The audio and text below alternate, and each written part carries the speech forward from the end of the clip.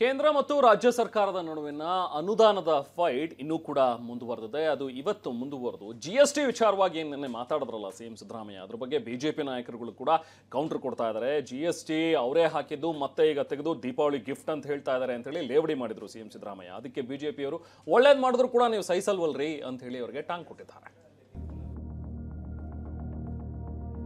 ಅವ್ರು ಯಾರೋ ಸೌತ್ ನಲ್ಲಿ MP ಸೂರ್ಯ ಅಮಾವಾಸ್ಯೆ ಅಂತ ಕರಿತೀನಿ ನಾನು. ಬೆಂಗಳೂರು ನಗರಕ್ಕೆ ಏನಾದ್ರು ಕೊಡುಗೆ ಶೂನ್ಯ.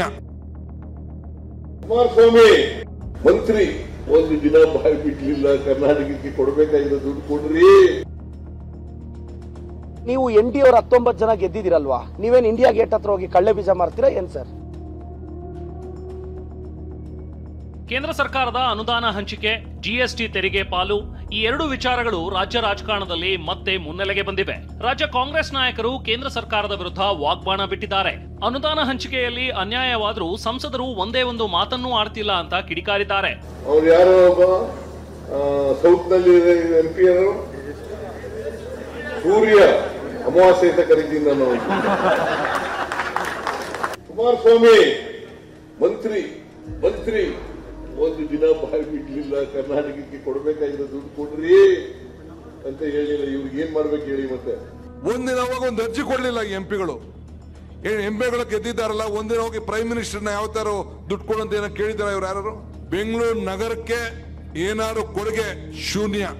ಅಶೋಕಣ್ಣನ ಏನ್ ಸರ್, ಮಹಾರಾಷ್ಟ್ರಕ್ಕೆ 1566 ಕೋಟಿ ಕೊಟ್ಟಿದ್ದಾರೆ, ನಮಗ್ ನೋಡಿದ್ರೆ 384 ಕೋಟಿ ಕೊಟ್ಟಿದ್ದಾರೆ. ನೀವು ಕೇಂದ್ರ ಸರ್ಕಾರದಲ್ಲಿ ಮಾತಾಡಿ ಅಂತ ಹೇಳಿದ್ರೆ ಕಾಂಗ್ರೆಸ್ 9 ಸಂಸದರನ್ನ ಕೇಳಿ ಅಂತಾರೆ. ಸರ್, ನೀವು NDA ಅವರು 19 ಜನ ಗೆದ್ದಿದ್ದೀರಲ್ವಾ, ನೀವೇನ್ ಇಂಡಿಯಾ ಗೇಟ್ ಹತ್ರ ಹೋಗಿ ಕಳ್ಳೆ ಬೀಜ ಮಾರ್ತೀರಾ ಏನ್ ಸರ್? ನೀವು ಕೇಳ್ಬೇಕು ತಾನೆ. ಇಷ್ಟೇ ಅಲ್ಲ, ದೀಪಾವಳಿಗೆ ಜಿಎಸ್ಟಿ ಪರಿಷ್ಕರಣೆ ಬಂಪರ್ ಗಿಫ್ಟ್ ಅಂತಿದ್ದ ಬಿಜೆಪಿಗೆ ಸಿಎಂ ತಿರುಗೇಟು ಕೊಟ್ಟಿದ್ದಾರೆ. 8 ವರ್ಷ ತೆರಿಗೆ ಹಾಕಿ ಈಗ ಗಿಫ್ಟ್ ಅಂತಾರೆ ಅಂತ ವಾಗ್ದಾಳಿ ನಡೆಸಿದ್ದಾರೆ.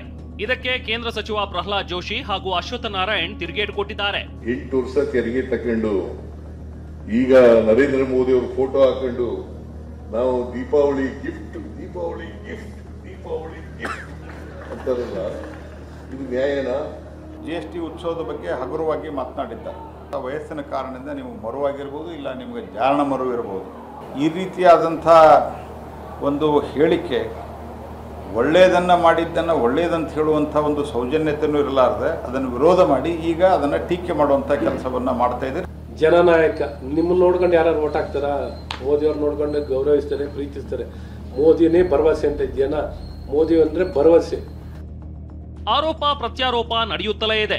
ರಾಜ್ಯ ವರ್ಸಸ್ ಕೇಂದ್ರ ಇದೇ ವಿಷಯದಲ್ಲಿ ಕೋರ್ಟ್ ಅಂಗಳಕ್ಕೂ ಹೋಗಿ ಬಂದಿವೆ.